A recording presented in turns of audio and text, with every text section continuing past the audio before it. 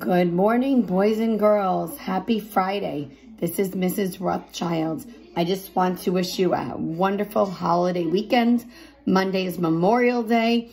The weather Saturday is supposed to be rainy, but Sunday and Monday should be kind of nice. So I hope you get outside. We won't be in school on Monday, but after today, we'll be back together again on Tuesday. So we're going to be listening to the story, Giraffes Can't Dance. I know many of our friends said they love giraffes, so here we go.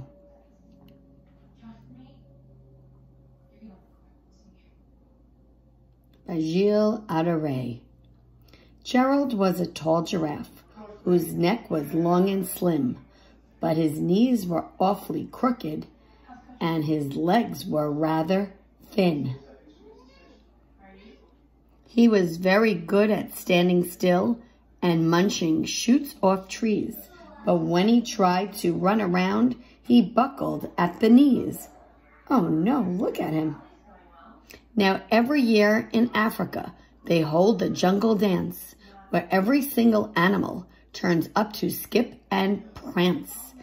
And this year when the day arrived, poor Gerald felt so sad, because when it came to dancing, he was really very bad.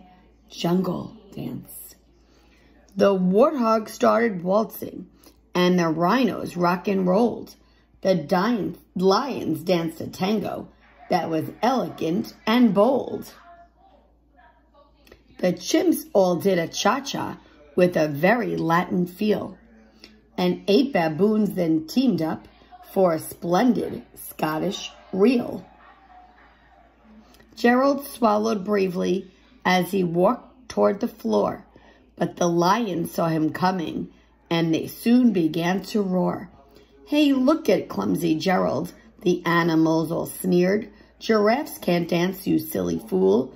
Oh, Gerald, you're so weird." Gerald simply froze up. He was rooted to the spot. "They're right," he thought. "I'm useless. Oh, I feel like such a clot." So he crept off from the dance floor and he started walking home. He'd never felt so sad before, so sad and all alone. He's feeling so sad. Then he found a little clearing and he looked up at the sky.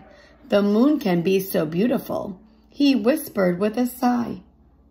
"Excuse me," coughed a cricket who'd seen Gerald earlier on. "But sometimes when you're different, you just need a different song." Look at that full moon out at night and those beautiful stars shining. Listen to the swaying grass and listen to the trees. To me, the sweetest music is those branches in the breeze. So imagine that the lovely moon is playing just for you. Everything makes music if you really want it to. With that, the cricket smiled and picked up his violin. Then Gerald felt his body do the most amazing thing. His hoofs had started shuffling, making circles on the ground.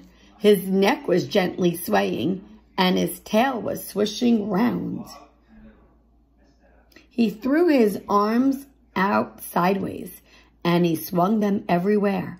Then he did a backward somersault and leapt up in the air.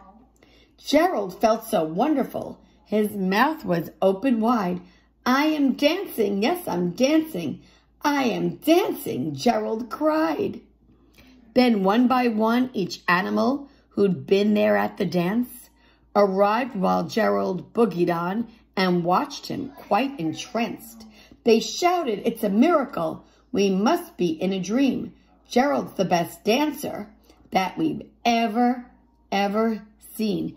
How did you learn to dance like that? Please, Gerald, tell us how." But Gerald simply twirled around and finished with a bow. Then he raised his head and looked up at the moon and stars above. "We all can dance," he said, "when we find music that we love." The end. And that, my friends, is the end of the story. So have a wonderful, happy weekend, and I will see you very soon. Bye-bye.